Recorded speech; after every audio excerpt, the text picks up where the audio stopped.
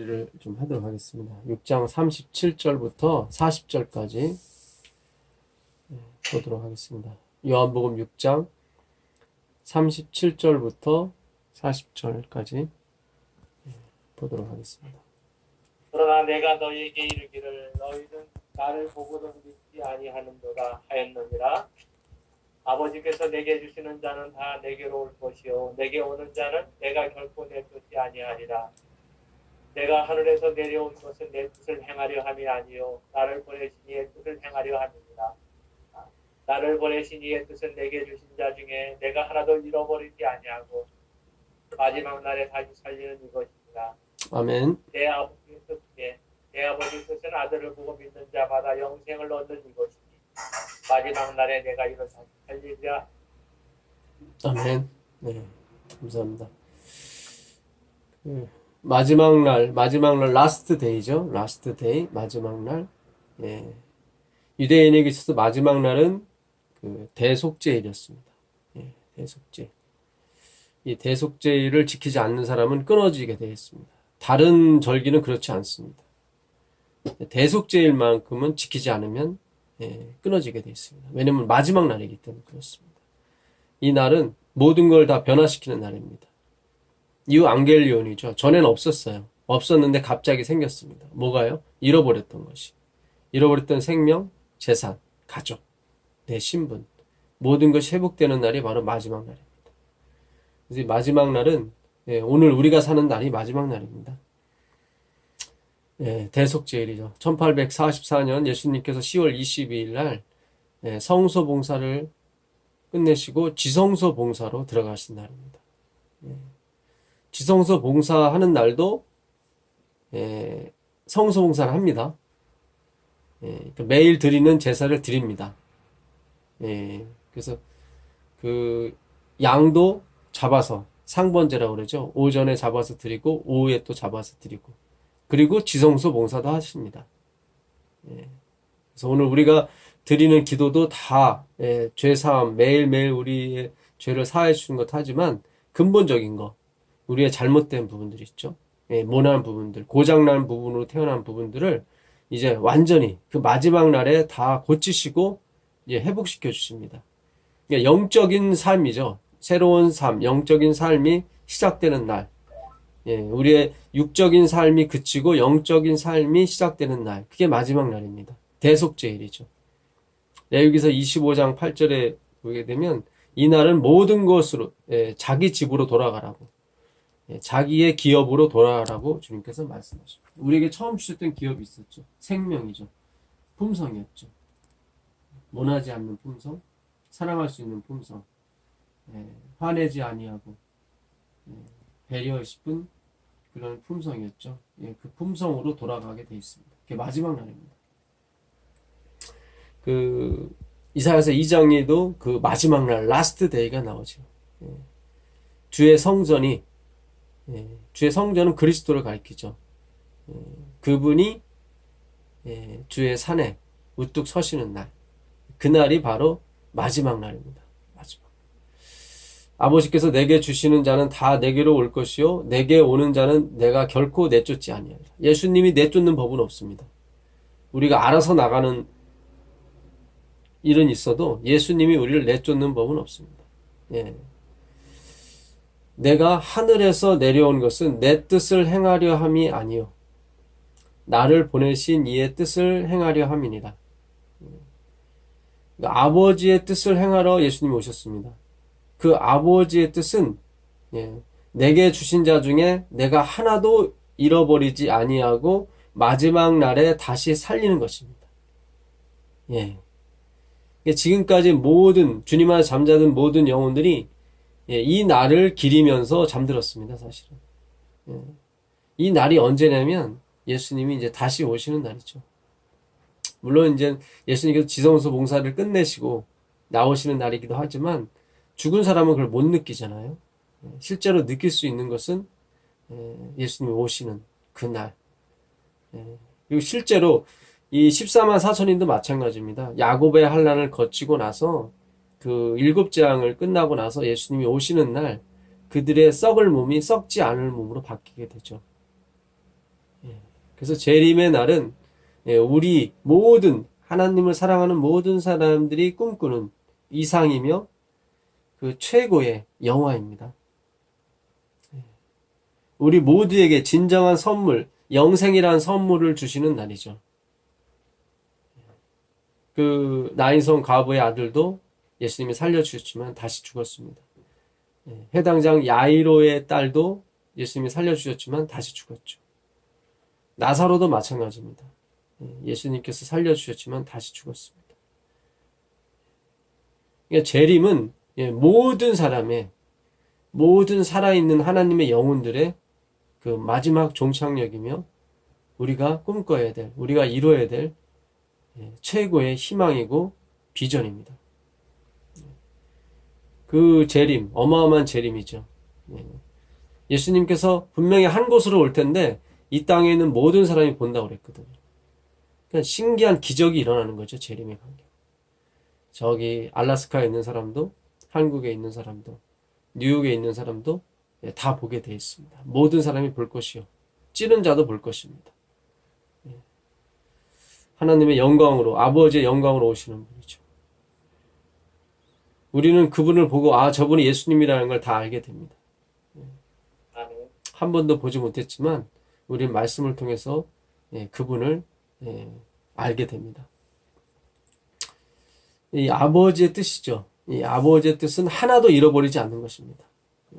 그러니까 우리가 이 구원의 확신은 여기서 느끼는 거예요. 하나도 잃어버리지 않는 것. 하나님의 전능하심, 완벽하심이죠. 하나님은 자기 백성을 하나도 잃어버리지 않습니다. 아멘. 그래서 우리가 이걸 깨닫게 되고 그 백성이 나라는 사실을 깨닫는 순간 우리는 폭발하게 됩니다. 그 폭발이라는 것이 뭐 광신도로 변한다는 것이 아니라 변치 않는 하나님에 대한 신뢰죠.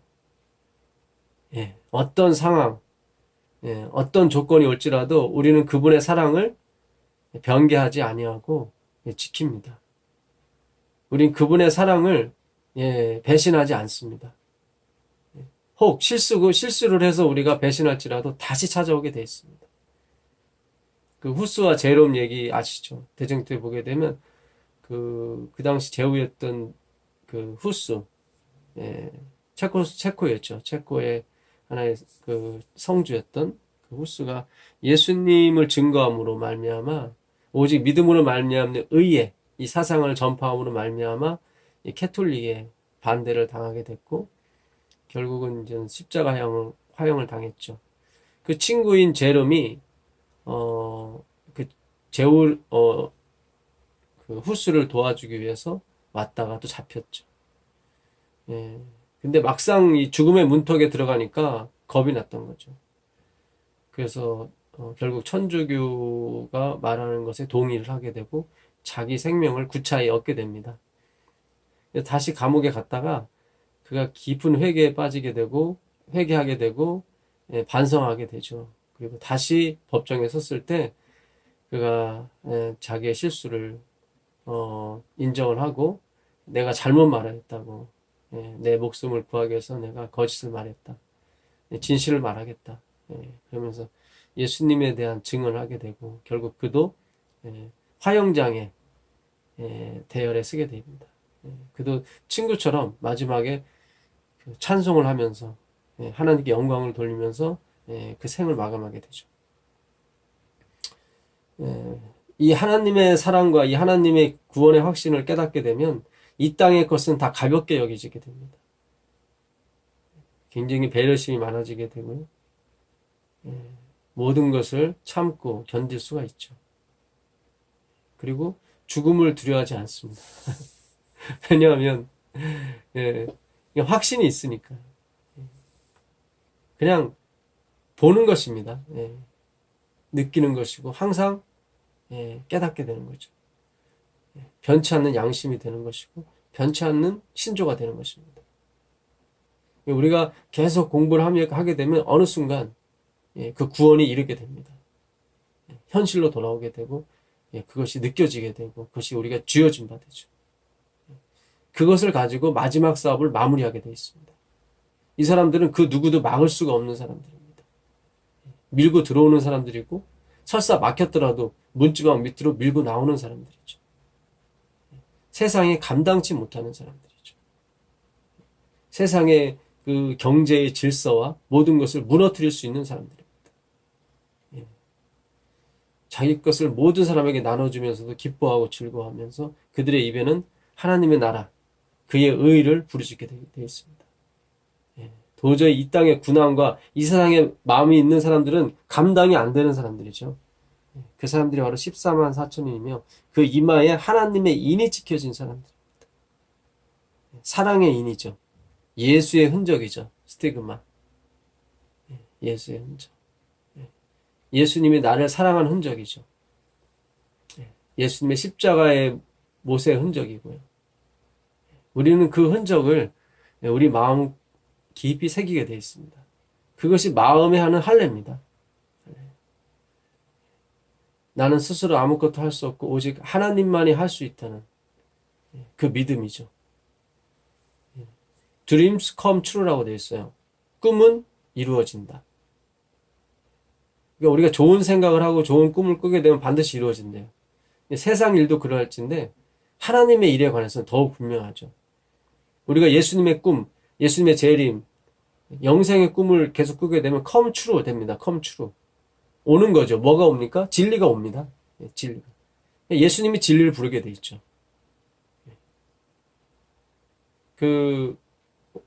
오늘 제 아내하고 얘기하면서 제 아내가 유튜브를 봤어요. 봤는데 아이들을 키우는 데 있어서 그 아이가 예를 들어서 뭐 엄마 아빠가 헤어졌는데 한쪽 부모가 다른 쪽 부모에 대해서 막 욕을 하는 거예요. 예. 거짓말의 욕이죠. 근데 그 아이가 나중에 커서 성인이 돼서 예를 들어서 뭐 엄마가 아빠에 대해서 잘못한 얘기한 부분을 깨닫게 되고 아빠의 사랑을 알게 돼서 이제 아빠의 사랑으로 돌아가는 거죠. 뭐 그런 영상물을 봤습니다. 근데 세뇌당한다고 그러죠. 엄마에 의해서 세뇌당하는 거죠. 혹은 아빠에 의해서 네 엄마는 나쁜 엄마야. 뭐 이런 식으로 도둑 XX야. 뭐 이런 식으로. 예. 근데 사실은 거짓이었죠. 예. 근데 이렇게 세뇌를 당한다고 하는데 그 세뇌라는 영어가 브레인 워싱이에요. 브레인 워싱. 그러니까 브레인, 그러니까 뇌, 머리죠. 머리가 워시. 우리가 설거지 한다고 그러죠. 이렇게 깨끗이 씻어지는 거죠. 그걸 세뇌한다고 그래요. 세뇌당하는 거예요. 마귀가 우리를 세뇌할 때도 마찬가지예요. 예수님에 대한 생각을 다 지워버리는 거예요. 그게 세뇌예요. 그럼 우리도 세뇌를 당해야겠죠. 누구에게? 예수님에게. 그게 바로 요한복음 7장 13절 14절 내용입니다. 한번 보세요. 요한복음 7장 13절 14절입니다. 그러나 유대인들을 두려워함으로 드러나게 죄송합니다. 요한계시록인데 제가 잘못 말씀드렸네요. 요한계시록 7장 13절 14절입니다. 요한계시록 7장 13절 14절입니다. 장로 중 하나가 응답하여 나에게 이르되 이 신옷 입은 자들이 누구며 또 어디서 왔느냐. 내가 말하기를 내 주여 당신이 아시나이다 하니 그가 나에게 이르되 이는 큰 혼란에서 나오는 자들인데 어린 양의 귀에 그 옷을 씻어지게 하였느냐. 네, 이 사람들은 큰 혼란에서 나온 사람들이에요. 24만 4천이에요. 그 사람들은 그 어린 양의 피에 그의 옷을 씻은 사람들이죠. 워싱한 사람들이에요. 브레인 워싱이라고 그러죠. 브레인 워싱. 이 사람들의 눈에 오직 어린 양밖에 없어요. 근데 그 환란이 뭐였냐면 어린 양을 부인하라는 거예요. 그분의 사랑을 부인하라는 거예요. 왜 이것이 환란이 되냐면 이게 현실이 되지 않았기 때문에 그래요. 현실이 되지 않았기 때문에. 약속이라는 것은 아직 이루어지지 않은 걸 약속이라고 합니다. 재림의 약속이에요. 아직 이루어지지 않았고 우리에게 성화라든가 영화가 아직 이루어지지 않았어요. 물론 ing는 돼갖고 있죠. 그러나 아직 온전하진 않습니다. 그래서 믿음이 필요한 거예요. 신뢰가 필요한 거죠. 주님이 반드시 그렇게 만들어 주신다고 그랬다. 근데 아멘. 사탄은 계속 환란을 집어넣는 거죠. 언제 그랬냐? 너 지금 상태를 봐라. 너 같은 자가 무슨 하나님을 믿고 그리스도인이라는 이름이라는 칭호를 갖고 있으며 어떻게 교회를 다닌다고 말할 수 있겠느냐? 라고 계속 우리의 허물과 죄를 들추기면서 우리를 고난 가운데 집어넣죠. 마귀가 루터한테 와서 루터의 서재에서 그런 얘기를 계속 얘기하는 거예요. 그때 루터는 마귀 말이 다 옳거든요. 고개를 떨구고 있었습니다. 근데 성령의 음성이 들리기 시작했죠. 맞다.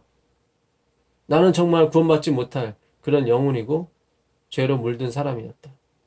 그러나 그리스도께서 나를 위해서 대신 그 희생을 치르셨고 그 값을 갚으셨다.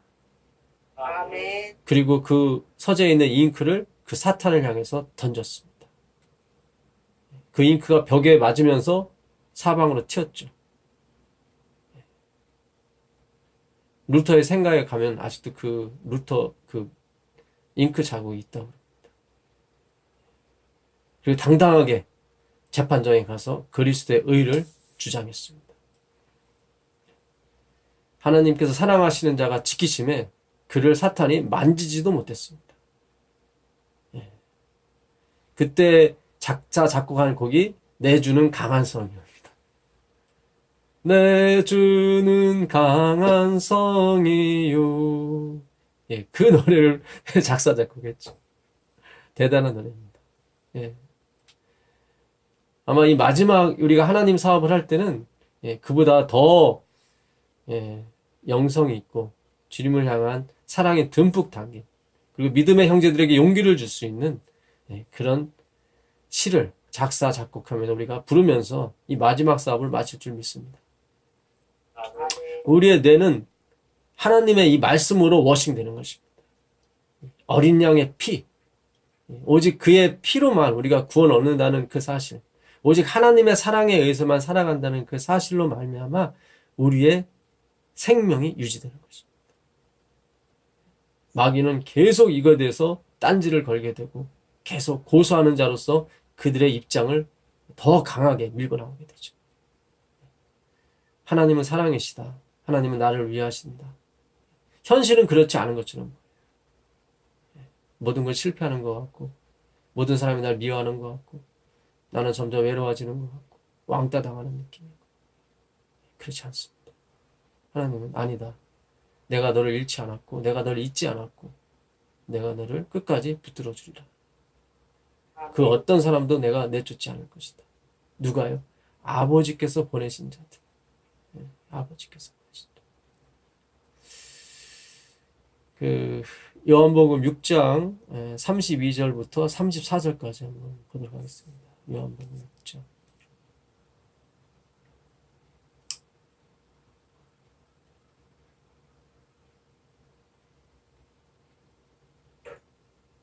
요한복음 6장 32절부터 34절입니다. 예수께서 이르시되 내가 진실로 진실로 너희에게 이르노니 모세가 너희에게 하늘로부터 떡을 준 것이 아니라 내 아버지께서 너희에게 하늘로부터 삼떡을 주시나니. 네, 잠깐만요. 죄송합니다. 제가 또 실수를 했네요. 4장 32절입니다. 4장 32절. 오랜만에 해서 그런지 제가 실수를 하네요. 4장 32절부터 34절입니다.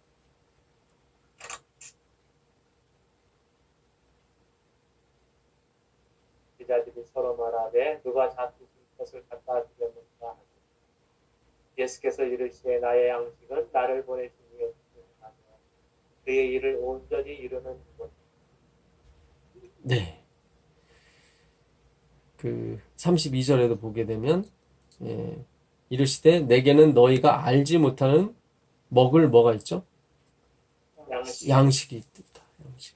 우리가 전에 4장에서 한번 공부한 적이 있습니다. 요 양식. 요 위에 양식은 브로시스고요. 밑에 있는 양식. 예수께서 이르시되 나의 양식. 이거는 브로마입니다. 물론 브로브스코라고 어원은 같습니다. 어원은 같는데 뜻은 약간 틀려요. 그러니까 위에 있는 양식, 너희가 알지 못하는 먹을 양식. 예, 브로시스. 이거는 뭐냐면 와이더 센스라고 그랬죠. 그 의, 복음에는 한 의가 나타났다고 했을 때, 율법에 한 의가 나타났다고 했을 때 그 의는 브로드 센스라고 그랬습니다. 브로드 센스인데 이 하나님께서 먹을 양식은 와이더. 와이드는 넓다는 뜻이고 이제는 와이더는 더 넓은 센스죠. 그게 하나님이 먹을 양식이에요. 그리고 밑에 있는 양식 브로마는 그 유대인이 먹을 수 없는 것까지 포함한 양식입니다.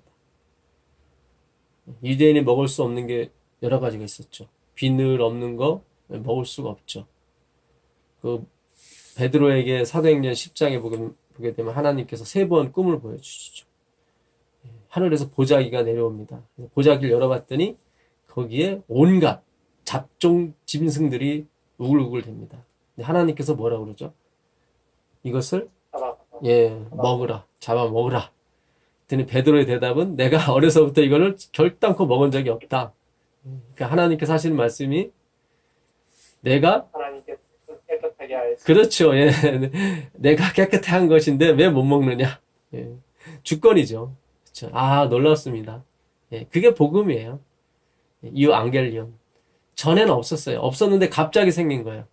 어떤 자격과 요건이 갖춰져서 생긴 게 아니라 그냥 똑같은 상황이었는데 전에는 없었는데 갑자기 생긴 걸 복음이라고 그래요. 유앙겔리온이에요. 유앙겔리온. 예. 앙겔로스. 예, 복음을 전하는 거죠. 천사죠. 메시저고. 예, 기쁜 소식이에요. 예, 다 단어가 다 이렇게 연결이 됐어요. 유앙겔리온, 앙겔로스 이렇게 다 이런 식으로. 이 하나님의 언어는 그렇게 되어 있습니다. 모든 게 다 그리스도와 연결이 됐어요. 내가 오늘 큰 기쁨의 소식을 너에게 전하노라. 전한다는 것도 앙겔로스예요. 앙겔로스. 천사죠. 오늘 우리가 희망의 소리를 전하고 있습니까? 그분은 천사입니다. 예, 천사예요. 천사. 큰 기쁨의 소식이에요. 그냥 기쁨만 돼도 엄청난데 거기 보니까 큰 기쁨의 소식. 누가복음 2장 10절에 보니까 그 가브리엘 천사가 얘기를 합니다. 오늘날 다윗의 동네에 누가 나셨다? 예, 구주가 나셨다. 구주가 나셨다. 예. 그 3년 전에 그 대왕호라는 어떤 배가, 커다란 배가 소말리아 해역에서 납치를 당했습니다. 그래서 우리나라의 이순신함이 이제 새벽 3시인가요? 부터 그 배를 이제 구하기 위해서 이제 총을 쏘기 시작했죠. 결국은 그 악당 10몇 몇 명은 죽고, 몇 명은 또 잡아서 이 한국으로 압송을 했습니다. 그때 포로로 잡혀 있었던 우리 국민들이 있었죠. 선장을 비롯해서 선원들. 여기서 말하는 구주는 바로 이순신 함의입니다. 그분의 행위예요. 이번에 그 교과책 마지막 그 14번째 안식일 날, 그 갈라디아서 6장에 대해서 그 저자분이 얘기하실 때 수요일 소지인가요? 목요일 소지 보게 돼요. 우리는 우리의 행위가 아니라 누구의 행위로요? 그렇죠. 하나님의 행위로 구원을 얻는다. 아주 못을 바꾸시더라고요. 이번 저자분도 상당히 뭔가를 많이 아시는 분 같았습니다. 예. 맞습니다. 이 하나님의 행위. 우리가 지금 전하고 있는 기별이 그거 아닙니까? 하나님의 행위로 말미암는 의죠. 우리의 행위가 아니라. 그럼 우리가 하는 안식을 지키고 헌금 내고 충성하고 하는 것은 뭐죠? 그게 하나님의 행위라는 거죠. 나의 나된 것은 하나님의 은혜입니다. 내가 모든 사도보다 수고했을 때 내가 아니요 내 안에 계신 그리스도다. 우리가 여기까지 가야 돼요, 사실은. 이렇게 가버리면 세상이 감당을 못합니다. 감당이 안 되죠. 왜냐면 이 사람들은 좋은 일을 하고도 다 예수님께 하나님께 영광을 돌리는 사람들이에요. 그것이 진실이고 사실이거든요. come true예요. 진리가 오는 거예요. 우리가 예수님에 대해서 계속 상상하고 명상하고 알고 싶어하고 그런 것들이 나중에 채워집니다. 저는 하나님에 대해서 알고 싶었어요. 더 알고 싶고 더 알고 싶고. 근데 이 수십 년이 지나니까 하나하나 다 깨닫게 해주시더라고요. 내가 누구다. 내가 산떡이고 내가 문이고 내가 포도나무고 내가 길이고 진리고 생명이며 부활이요 영생이다. 다 그 여호와라는 글자에서 나온다. 에이미 호 에이미.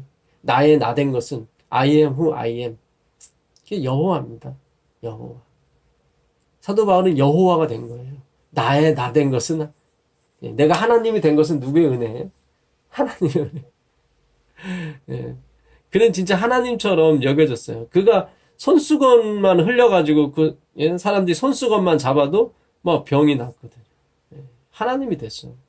근데 그게 어떻게 되면 하나님의 은혜로 됐단 말이죠. 우리가 예수님에 대한 꿈, 희망, 그분에 대한 갈망, 이런 것들이 계속 쌓여 나갈 때 진짜 놀라운 일이 생기게 될 겁니다. 아멘. 세상이 한마디로 뒤집어지게 될 것입니다. 우리가 이루어야 될 이 마지막 사업은 전에도 없었고 앞으로 후에도 없을 것입니다. 정말 우리는 기가 막힌 시대에 태어났습니다. 그리고 그 시대를 살아가고 있습니다. 근데 아무도 잘 모릅니다. 저도 이 기별을 전하기 위해서 애썼지만 진짜 힘들었습니다. 근데 이렇게 머나먼 땅에서 갈급하신 분들이 또 계신 걸 보고 제가 기뻐했고 즐거워했습니다. 아마 하나님께서는 더 기뻐하시고 즐거워하시리라 믿습니다. 그래서 하나님의 양식, 나의 양식은 나를 보내신 자의 뜻을 행하는 것입니다. 그 뜻은 그 뜻, will이라고 그랬죠 전에 제가. will, 의지입니다. 의지. 그러니까 하나님의 의지는 뭐냐면 먹을 수 없는 그것도 나는 먹는다는 거예요. 그러니까 우린 먹으면 안 돼요. 근데 하나님 먹는다는 거예요. 그래서 우리가 그분을 리스펙트하는 거예요. 존경하는 거예요. 우린 먹을 수가 없어요. 근데 그분은 먹어요. 우리가 데려오는 영혼들 다 같이 먹을 수 없는 양식입니다. 사실. 근데 예수님이 먹습니다. 먹어서 새로운 영혼으로 만드십니다. 창조죠. 아멘. 예. 갈라디아서 6장 15절에 그랬죠. 할례나 무할례나 아무것도 아니로되. 뭐 할례를 받으면 어떻고 안 받으면 어떠냐. 지금 내가 할례를 받냐 못 받냐 그런 취지에서 말하는 게 아니다. 갈라디아서가. 오직 중요한 게 뭐예요? 새로 지으심을 받는 창조다. 창조. 그렇죠. 뭐 할례를 받으면 어떻고 안 받으면 어떻습니까? 내가 그런 것이 우리에게 문제가 되지 않습니다. 가장 중요한 건 뭐냐면 하나님이 나를 새로 지어주신다는 약속이죠. 정말 사랑과 희락과 화평, 오래 참음, 자비, 양성, 충성, 온유, 절제가 충만한 그런 사람으로 다시 만들어주시는 거죠. 그 만드는 과정을 하나님은 즐거워하시고 그걸 당신의 양식이라고 생각하세요. 그게 위에 있는 브로시스예요. 나의 양식, 와이더 센스예요. 이 도자기를 만드시는 이 프로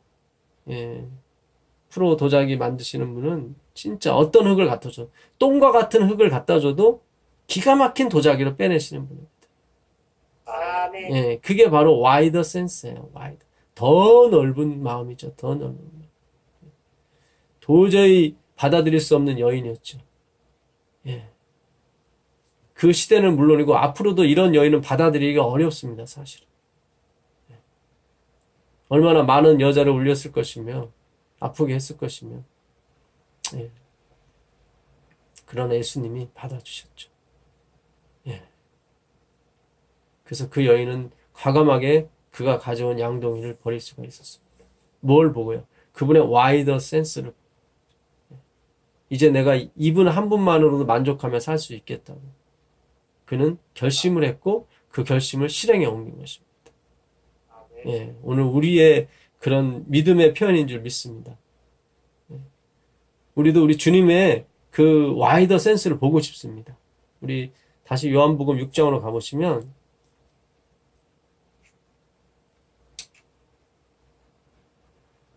(6장) 41절부터 자기가 하늘에서 내려온 떡이라 하심으로 유대인들이 예수에 대하여 수군거려 이르되 이는 요셉의 아들 예수가 아니냐. 그 부모를 우리가 아는데 자기가 지금 어찌하여 하늘에서 내려왔다 하느냐. 예수께서 대답하여 이르시되 너희는 서로 수군거리지 말라. 나를 보내신 아버지께서 이끌지 아니하시면 아무도 내게 올 수 없으니 오는 그를 내가 마지막 날에 다시 살리리라. 네, 조금 더 읽어주시면.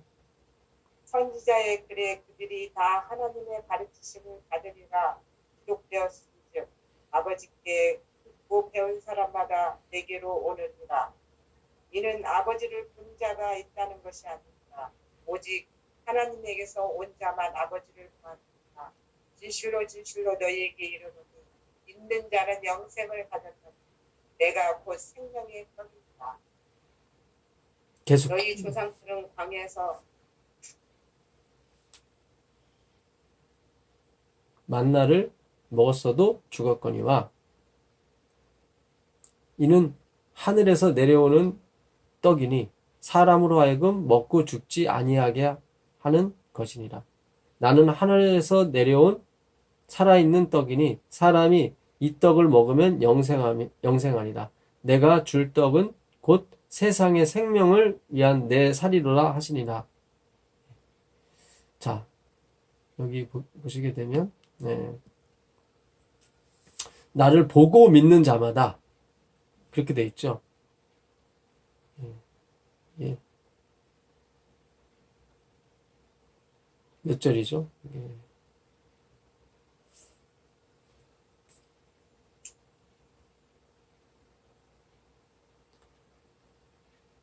예. 40절 40절입니까? 예. 나를 보고 믿는 자마다. 예. 그렇죠. 예. 그러니까 아들을 보고 믿는 자. 그냥 믿는 자가 아니라 뭘 보는 거예요? 아들을 보는 거예요. 아들. 예. 우리가 이 보고 믿지 아니하면 내 행위가 됩니다. 근데 보고 믿으면 내 행위가 아니라 하나님의 은혜가 되죠. 아들을 보고 믿는 자죠. 내 아버지의 뜻은 아들을 보고 믿는 자마다. 우리는 이제 이 말씀을 통해서 아버지를 보게 될 것입니다. 예수님을 보게 될 것이고 그 아드님의 와이더 센스를 보게 될 거예요. 그 믿는 자마다 그렇게 보고 설득되어진 자마다 영생을 얻는 이것이니 마지막 날에 내가 이를 다시 살리리라. 이게 아버지의 뜻입니다. 아버지의 의지죠. 이 아버지의 의지는 아들을 보고 믿는 자마다 반드시 살릴 것입니다. 예. 내 생각은 반드시 되며 내 입의 말은 반드시 이루어질 것이다. 우리가 이사야서 저번에 공부할 때 14장 24절이죠. 말이 아니라 생각만도 하나님이 생각만 해도 그건 이루어지는 거예요. 근데 여기서는 의지예요. 자기 의지. 내 의지. 항상 기뻐하라. 쉬지 말고 기도하라. 범사에 감사하라. 이는 그리스도 예수 안에서 너희를 향하신 하나님의 뭐죠? 뜻이니라. 일 때 그 뜻도 의지예요. 의지. 그러니까 제일 처음부터 시작하는 게 생각이고 그 다음에 말이고 그 다음에 의지예요. 이 하나님의 의지를 누가 꺾습니까? 사망이 꺾습니까? 권세가 꺾습니까? 높음이 꺾습니까? 아니요. 기품도 안 되고요. 세상에는 모든 권세자도 그 하나님의 의지를 꺾을 수가 없습니다. 아멘. 우리가 이 말씀 속에서 그 의지를 보는 거예요. 하나님의 변함이 없는 의지. 근데 그 의지를 보고도 돌아선 사람이 있어요. 한 사람이. 그 사람이 사탄 루스벨이죠. 히브리서 6장 4절 이하에 나오는 사람입니다. 한번 읽어보세요. 히브리서 6장 4절.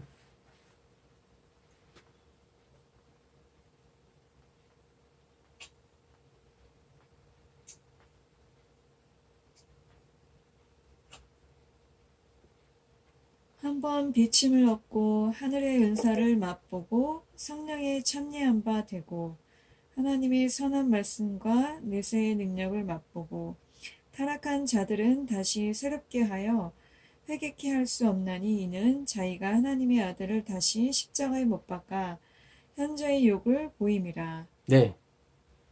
하나님의 아들을 현저히 못 박아. 다시 못 박아. 다시.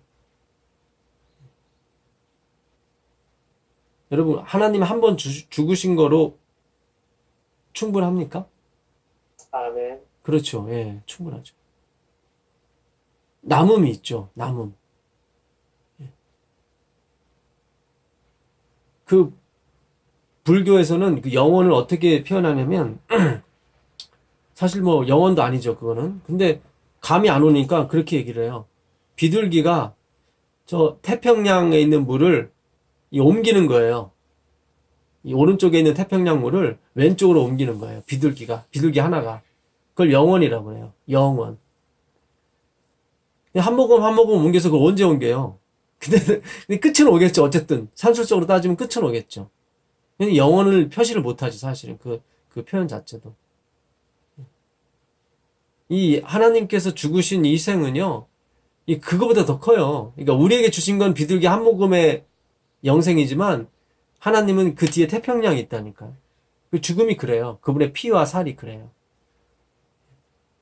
근데 여기서는 한 번 더 죽으셔야 된다는 거예요. 부족해서. 뭘 맛보고도요? 하나님의 영광을 맛보고도. 한 번 비침을 받고 하늘의 은사를 맛보고 성령에 참여한 바 되고. 예. 여기 해당되시는 분 계세요, 혹시? 하늘의 은사를 맛보고 한 번 빛을 받고 성령에 참여한 바 되고 하나님의 선한 말씀과 내세의 능력을 맛보고. 여기에 이렇게 실제로 내세의 능력과 이런 거 가지고 계신 분 계세요? 우리가 이걸 우리에게 자꾸 조명을 하다 보니까 우리가 겁났어요, 사실은. 여기에 해당되는 것은 루스벨밖에 없어요.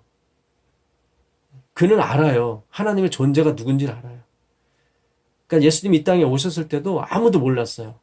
참빛이 일어났는데도 자기 백성도 몰랐어요. 근데 누가 알았냐면 사탄이 알았어요. 마가복음 1장 23절에 나는 당신이 누군 줄 안다. 당신은 지극히 거룩한 자시라. 사탄은 알아요. 아는데 어떻게 타락했어요. 예수님을 한 번 죽이는 게 아니라 부족하다는 거예요. 한 번 죽는 것도 부족하다는 게 계속. 이건 정말 하나님을 욕보이는 행동입니다. 옛날 바리새인들이요. 그들 대단했어요. 그들은 13살에 모세오경을 외웠던 사람이에요. 히브리어로. 그들은 5세만 되면 자기 아들들, 딸들한테 이 히브리어 알파벳을 다 외워요. 쓰게 만다고요. 5살 때. 그리고 13살이 되면은 모세오경을 다 외워요. 그들은 구제 활동도 잘했어요. 바리새인들은. 왜냐면 민중편이었기 때문에. 사두개인하고 이 제사장들은 노마 편이었다. 그래서 바리새인하고 사두개인은 잘 싸웠죠. 근데 바리새인은 돈도 많고 권력도 있는 그런 사내들은 회원도 많았지만 특히 이 로마로부터의 독립을 외친 사람들이기 때문에 백성들의 사랑을 상당히 많이 받았다. 근데 하나님께서 뭐라고 그래요? 그들에게 독사의 새끼들이라고 그러는 말이죠. 여러분 바리새인들 훌륭한 사람들이에요. 우리 막 욕할 게 아니에요, 사실은. 예? 그 누가복음 18장에 보면 나오잖아요. 나는 토색, 훔친 적도 없고 간음한 적도 없고 저 세리와도 같지 아니하고 일주일에 2번 금식하고 소득의 11조를 드리는 사람이에요. 여러분 우리가 예수를 믿는다는 게 예수님을 안다는 게 정말 성령의 능력 아니고서는 몰라요. 진짜 몰라요. 아니 토색, 불의, 간음 거기 불의가 또 나오잖아요. 불의한 적이 없어요. 이 바리새인들은 얼마나 이 의욕심이 강한지 정의심이 강하다고 하죠. 로마 병사한테 막 학대받고 그런 사람들 치료해주고 뭐 그런 사람들이에요.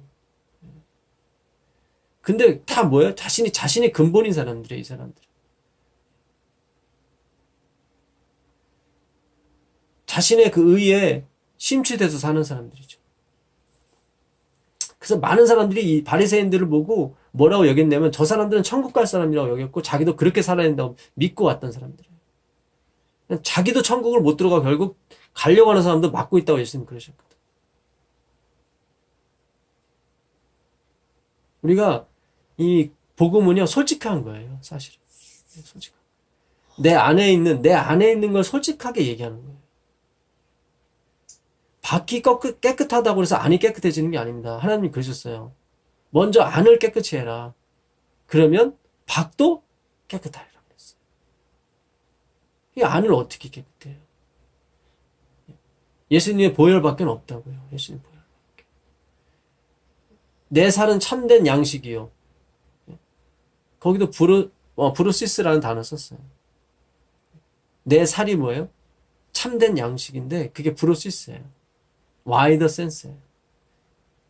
그러니까 예수님의 살을 먹으면 나도 와이더 센스가 돼요. 와이더 센스가 돼요. 내 피는 참된 음료예요. 생수죠. 이게 뭘까? 이게 나의 살을 먹지 않고 내 피를 마시지 아니하면 영생이 없다고 그랬는데 그러면 우리 예수님의 살을 먹고 예수님의 피를 마신다는 의미는 무엇인가? 오늘 우리가 그걸 한번 확인해보고 오늘 말씀 마치시자고요.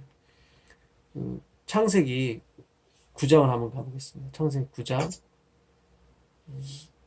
3절부터 6절까지 한번 읽어보세요. 창세기 9장 3절부터 6절까지 보도록 하겠습니다.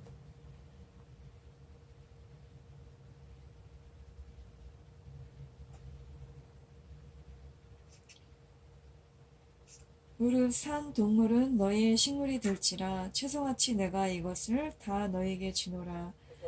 그러나 고기를 그 생명되는 피채 먹지 말 것이니라. 내가 반드시 너희 피 곧 너희 생명의 피를 찾으리니 짐승이면 그 짐승에게서 사람이나 사람의 형제면 그에게서 그의 생명을 찾으리라. 무릇 사람의 피를 흘리면 사람이 그 피를 흘릴 것이니 이는 하나님이 자기 형상대로 사람을 지었음이니라. 네. 여기 피 먹지 말라고 나오죠? 그렇죠? 예. 지금 노아 시대 세상이 다 물로 멸망하고 노아와 그 아들들, 자부들만 남았습니다. 8명. 정결한 짐승은 7쌍, 부정한 짐승은 2쌍 남겨놓으셨죠. 하나님이 생육하고 다시 번성하라고 말씀하셔요. 그러시면서 이제 모든 고기를 내가 뭐같이 주겠다? 채소같이 내가 이것들을 너에게 주겠다. 주는데 고기를 먹을 때 그 생명되는 피채 먹지 말라. 내가 반드시, 그러니까 피는 빼고 먹으라는 거예요. 피는 빼고 먹으라. 왜냐면 피에는 생명이 있기 때문에. 그러면 생명을 먹어야죠. 왜 먹지 말라? 그게 진짜 생명이 아니기 때문에 그래요. 그 얘기 하시는 거예요. 그건 널 가리키는 거다. 인디케이티드, 뭔가를 가리키는 뭐다? 그는 그 지시봉에 불과하다. 그래서 피는 먹지 마라. 물론 피가 더럽고 뭐 그런 뭐 이런 걸 옮기고 하는 세균을 옮기고 하는 그런 매개체도 됐지만 가장 중요한 것은 피 자체가 생명이 있는 건 맞다. 그 동물에게 생명, 사람에게 생명이 있는 게 맞는데 그렇다고 해서 이게 생명이 다른 사람한테 옮겨지는 것이 아니다. 옮겨지는 것은 예수 그리스도의 피밖에 없다. 그 얘기를 말씀하시는 거예요, 사실. 그래서 이거를 피를 먹지 마라, 수혈하지 말라고 하는 그런 의미가 아니라 다 모든 성경은 누구를 가리키는 거예요? 그리스도를 증거하고 있는 거죠. 이걸 놓치게 되면 결국 형식만 남게 되고 결국 피를 먹냐 안 먹냐 거기에만 우리가 몰두하게 돼 있다. 그게 아니죠. 본질을 모르고 자꾸 율법의 조문을 가지고 우리가 지키려고 했단 말이죠. 그게 아니죠. 감사하게도 이제 하나님께서 성경을 열어주기 시작했고 진리를 열어주기 시작했다는 것에 우리는 굉장히 고무적이고 우리가 맡은 사명이 얼마나 중요하다는 것을 다시 한번 인식하게 되어 있습니다. 이제는 시작이에요. 이제 엄청난 빛이 성경을 통해서 열게 될 것입니다. 수많은 하나님의 백성들이 성경을 연구하게 되고 성경을 읽고 다시 묵상하고 다시 예언하면서 그리스도께 한 발 한 발 가게 돼 있죠. 그것이 재림교인이든 재림교인이 아니든 우리는 다 한 곳에서 만나게 되는데 그곳이 어디냐면 바로 그리스도의 그 마음, 그 그리스도 안에서 만나게 되어 있습니다. 우리는 반드시 하나가 돼서 한 목소리로 주의 재림을 외치게 될 것이며 한 안식일을 지키게 될 것입니다. 아멘. 예, 그것이 바로 하나님의 꿈, 하나님의 생각이었죠. 내가 생각한 것은 반드시 그렇게 된다. 예. 너희의 생명의 피를 찾으리니 짐승이면 그 짐승에게서 사람이나 사람의 형제면 그에게서 그의 생명을 찾으리라. 다른 사람의 피를 흘리면 이게 무슨 뜻일까요? 다른 사람의 피를 흘리면 살인한. 그렇죠. 살인하는 거죠. 그러니까 예수님의 그러니까 다른 사람을 한마디로 죽이면 다른 사람을 사망케 하면 그런 뜻입니다. 그럼 그 사람의 피도 흘릴 것이다. 지금 하나님께서 그 요한복음 6장에 내 피를 마시고 내 육체를 내 살을 먹는 자마다 영생을 가졌다. 내 피를 마시지 않고 내 육체를 마시지 않는 사람은 영생이 없다. 그러면 우리가 피를 마시고 그 육체의 살을 먹는다는 의미는 결국은 예수님이 피를 흘리셨다는 얘기죠. 예수님이 그렇다면 결국 뭐 하셨다는 얘기죠? 그렇죠. 예, 돌아가셨다는 얘기죠. 예. 그러니까 우리가 하나님의 말씀인데 결국 하나님의 말씀을 다 먹는 건데 이 말씀의 최종적인 그 목적지는 어디냐면 하나님의 죽음이에요. 하나님이 무슨 일 때문에 죽었단 말이죠. 죽을 수 없는 분인데.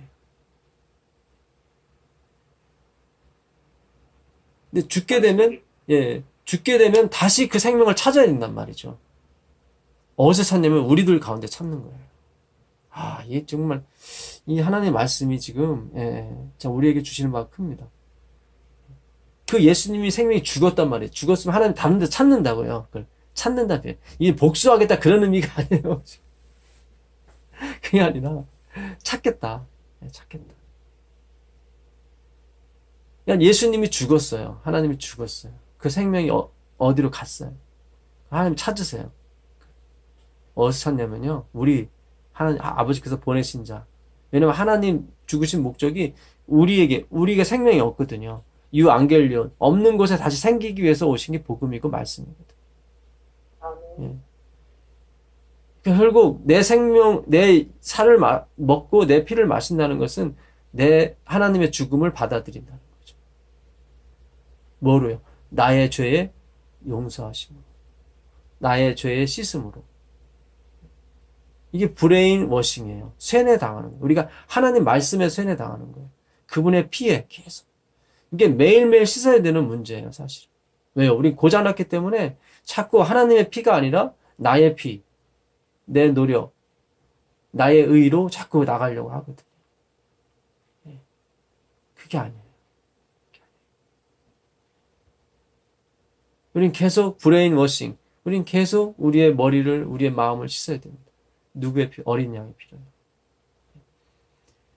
내 살을 먹고 내 피를 마시지 않는 자는 영생이 없다고 그랬어요. 그럼 우리가 마시지 않고 먹지 않으면 살 수가 없어요. 근데 이 땅에서도요. 근데 영생을 하려면 예수님의 피와 예수님의 살을 먹어야 된대. 우리가 이 땅에 살려면 토스트를 먹든가 현미밥을 먹든가 물을 마시든가 뭔가를 의존하고 마셔야 된다고요. 우리의 영혼은 다 먹는 거에 의존되어 있단 말이죠.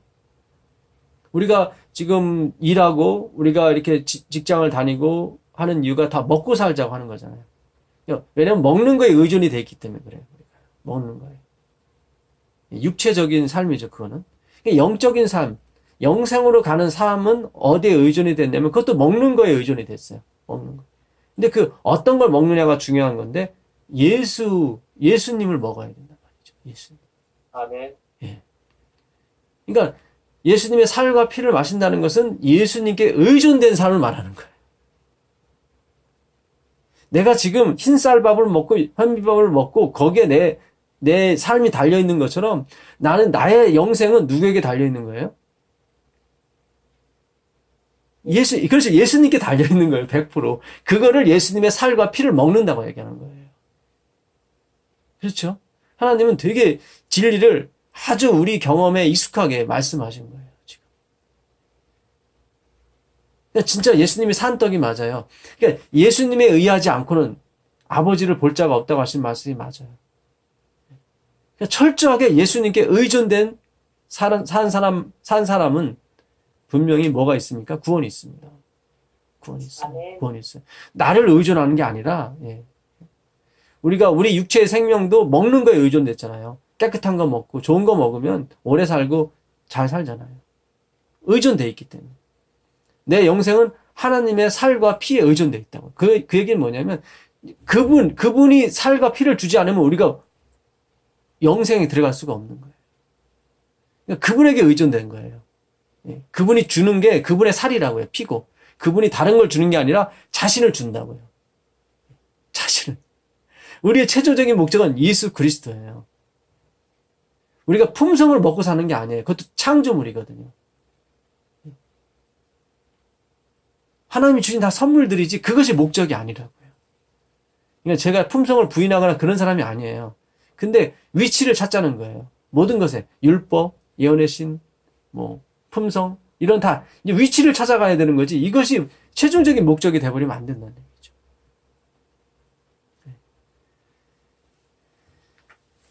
요한복음 6장은 우리에게 큰 메시지를 주는 겁니다, 사실은. 하나만 보고 마칠게요. 이사야서 62장 11절 한번 가보세요. 62장 11절.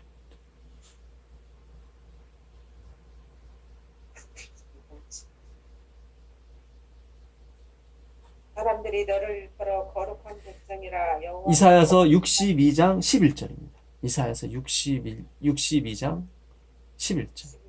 예.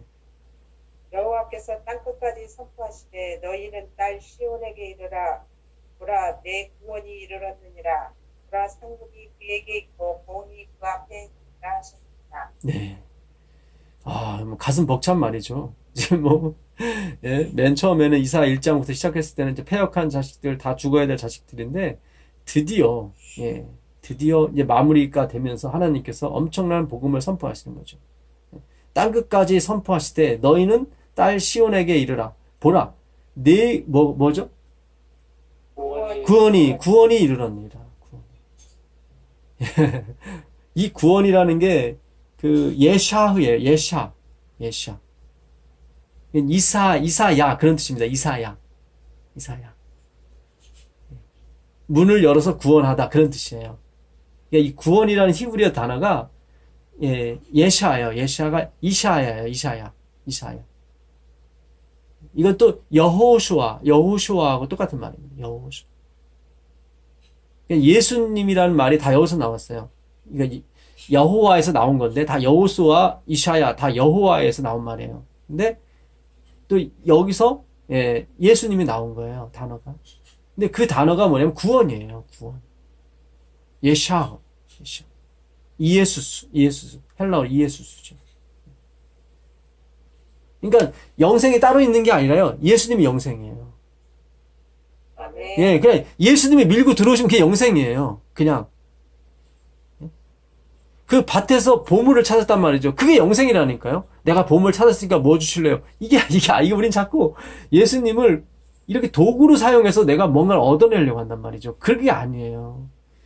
지금 그렇게 됐기 때문에 일반 개신교도 그렇고 지금 뭐예요? 침체되고 타락하는 거예요. 그게 아니라 그리스도 자체가 우리의 부유함이고, 우리의 영생이고, 우리의 기쁨이고, 우리의 화품이고, 우리의 건강이에요. 이분이. 우리 건강. 그냥 구원이 이른 거예요. 그냥 예수님이 이르러 온 거예요. 그것이 상급이에요. 그것이. 오늘 우리가 새천사의 기별이 그거예요. 예수 그리스도지. 그분이 바로 최종적인 목적이고, 우리가 도달해야 될 표준이며 영광이에요. 아멘. 그 길로 가는 곳에 도구로 쓰여진 것이 건강 기별이고 안식일이고 이렇게 된다고. 예. 놀라운 거죠. 엄청난 거예요. 예. 예. 이 요한복음 6장 참 좋은 장입니다. 예. 정말 예. 흔히들 떡장이라고 하면서도 예.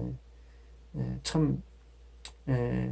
우리가 잘 읽지 않는 장 중에 하나인데요. 예, 6장은 읽고 또 읽으면 읽을수록 새로운 기별과 새로운 사상이 나올 수 있는 그런 풍부한 장입니다. 정말 그 놀라우신 샘물과 같은 그 의미들이 저보다도 더 많이 우리 성도님 그 마음속에 생각 속에서 솟아나기를 간절히 바라면서 오늘 말씀 마치겠습니다. 아멘. 기도하겠습니다. 하나님 계신 아버지 하나님 감사합니다. 예. 아멘. 예수님 안에 다 있었습니다. 보니까. 아멘. 아, 정말 주님, 우리와 함께 해주십시오. 우리가 그 예수님 안에 있는 것이 탐나서 예수님을 쫓아다니지 않게 해주시고, 예수님이 근원이십니다. 삶의 근원이시고, 기쁨의 근원이고, 생명의 근원입니다. 창조의 근원, 근본이시죠. 충성이시오 아멘이심이 바로 예수님이십니다. 예수님, 우리가 예수님의 팔과 다리, 발가락, 귀 이런 거 다 되고 싶습니다. 아멘. 네, 주님 우리를 받아주시고 우리를 써주시옵소서. 아멘. 예수님의 마음, 우리의 마음 되게 해주시고 예수님의 생각, 우리의 생각 되게 해주시며 예수님의 능력, 우리의 능력 되게 하여 주시옵소서. 아멘. 이 밤도 주께서 함께하여 주시고 우리의 꿈속에 나타나신 그리스도를 열망하며 잘 수 있도록 도와주시기를 우리 주 예수 그리스도의 이름으로 기도합니다. 아멘. 감사합니다. 고맙습니다. 감사합니다. 네, 감사합니다. 감사합니다. 네, 안녕히 주무세요. 네, 예, 안녕하세요. 네, 감사합니다. 고맙습니다. 네, 온도가 떨어졌습니다. 감기를 조심하세요. 네, 알겠습니다. 네, 내일 뵙겠습니다. 네. 네. 네, 딸언니 건강하세요. 감사합니다. 장로님, 집사님 건강하십시오.